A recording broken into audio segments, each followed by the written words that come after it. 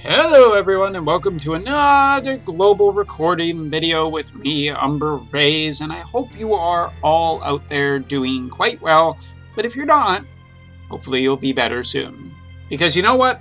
Global players, you have been through kind of the ringer lately. It has been just banner after banner of seemingly absolutely great stuff, and now we've finally come to a banner where I get to tell you guys, no, you don't need to pull on this banner. No, there's nothing that's going to be overly impressive. No, you probably shouldn't need to even give two shits about this banner. But I still hope you do. Because you know what? Nagi and Yego are just cool, man. And you know what? Nagi is just super cool.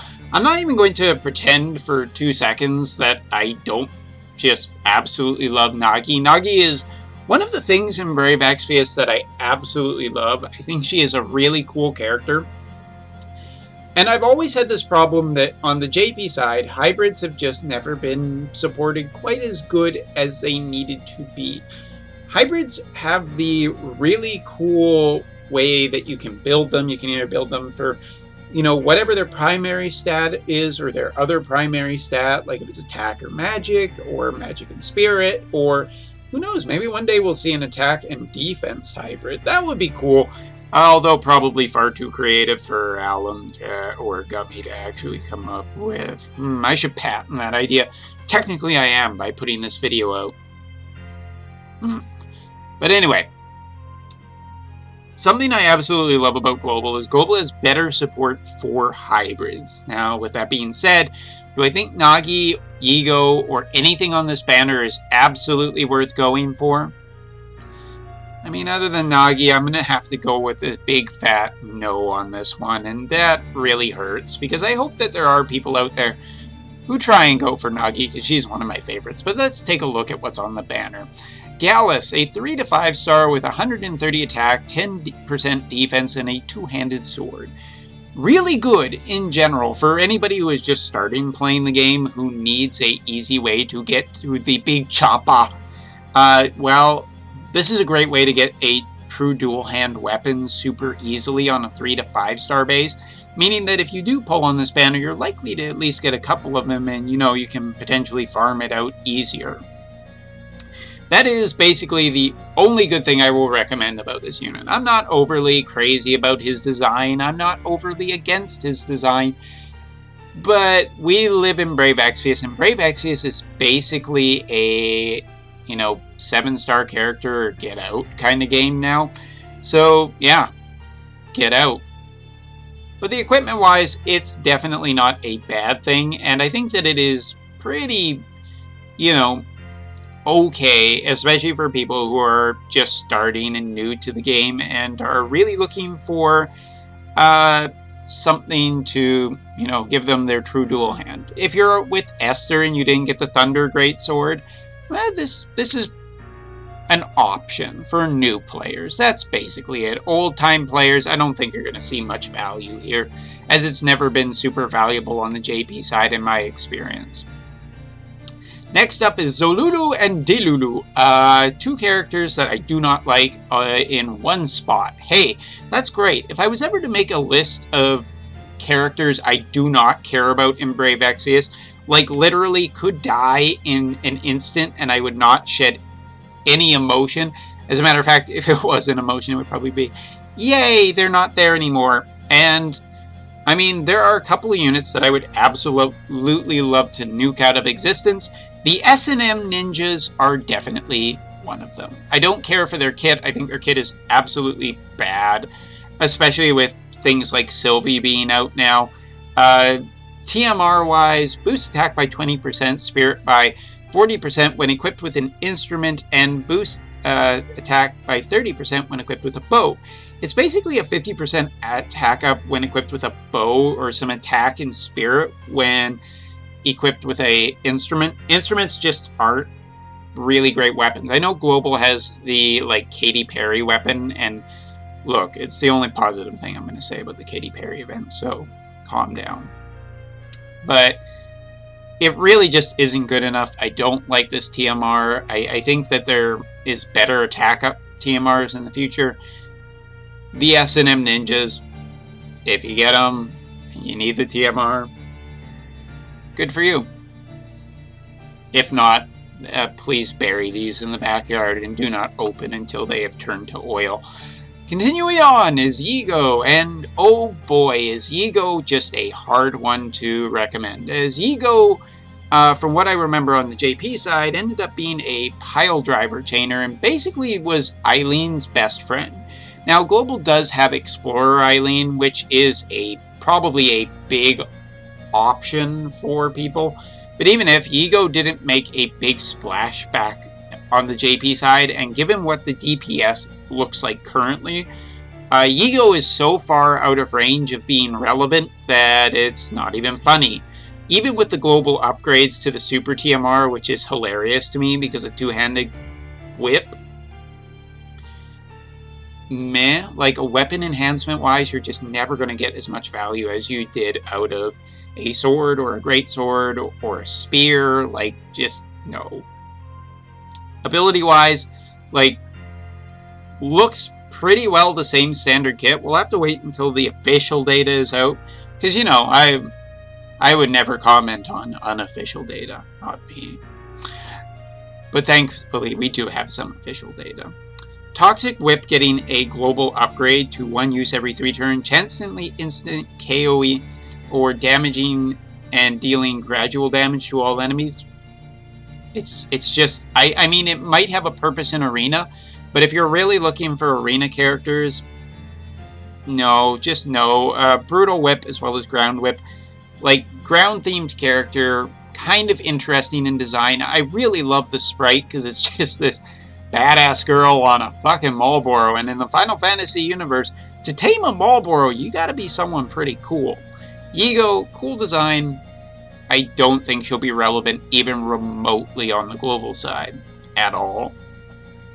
And last but not least, probably the only character who has a really good chance of being relevant. Unfortunately, not in terms of Super TMR. Why? Well, Yin Yang Dual Hand does get a global upgrade, boosts attack and magic by 40%, and boosts attack and magic when armed with 2 one-handed weapons. So basically, it's a true dual hand bonus for attack and magic, and just some basic attack and magic. Great for hybrids. This really does have only a chance to shine on global, and only depends on what global hybrids look like, but I just don't think it's enough. Like, if you're looking for a Super TMR to revive a class of character, in this case hybrid damage dealers, you're probably doing it wrong and probably looking in the wrong place. So I just don't see Nagi really being, Nagi's Super TMR that is, really being relevant at all. Not even a little bit. Just moving on. Let's move on. And the other big problem with the Super TMR is it's basically a source of true dual wield. And if I said true dual hand earlier, just disregard what I said, continue on. True dual wield on the global side has lost a fair bit of value immediately out of the gate because of Xeno. Xeno having 200% true dual wield in his kit means that this Super TMR is irrelevant for anyone other than hybrids at this point, and while hybrids are very strong, getting 4 of these is just an insane whale process, and if anybody out there wants to get it and try it out, go for it. But I would say a hard, easy pass. And if this does end up being 50% true dual wield on a Super TMR for attack and magic, woof, because global just have balance issues. But there we go.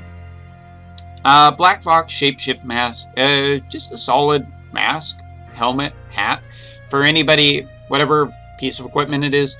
Solid piece of equipment for anybody who is looking to do hybrids. Pretty solid too for anybody who is just hat that is attack or magic based, if you don't have any better equipment. I enjoyed this on the global or on the JP side. I still think it's okay on the global side, but is it worth getting? Probably not, especially if you're down on resources. And looking at her kit, projection, dance of destruction, deal dark damage to 1 enemy. Potentially interesting to see what the mods are on it. Clad in Power looks to be the exact same, which is okay. Clad in Power was pretty strong back then. And Projection Dance of Darkness, deal dark damage to all enemies. Again, like there's AR chaining, dark AR chaining, which is interesting. Nagi is a holy explosion chainer and has some really nice debuffs into the future of about 120% on light and darkness, and that's accessible all the time once she gets her enhancements. But again, Nagi has to compete against the nightmare that is Xeno, and yeah, unless the modifiers and everything take a massive up rate, and again, if we power creep Xeno, woof, just stop global, take a week off in terms of DPS for a while. You know, you have Aerith, you could do Aerith. Aerith isn't DPS. So yeah, like 1 per player, 12k step ups. If you're looking for a chance to get up, you know, guys know how this goes basically. I am a little weirded out by the equipment being on the step up. I can't remember if it was like that on the JP side, but it's still really weird. I guess it's good, but if you get the equipment and none of the copies of the unit, feels bad, man. Feels really bad. So potentially one of the worst feeling step ups ever, depending on how it turns out for you. But hey, that's every summon, right? So yeah, there'll be the raid event, the Orders of the the Magitech Ruins, Steel Castle, Melfirkia, daggers, great swords, katanas, and throwing weapons featured for weapon enhancement. Out for Vengeance extra stages, Mog King rerun of the Floating Continent for FF6.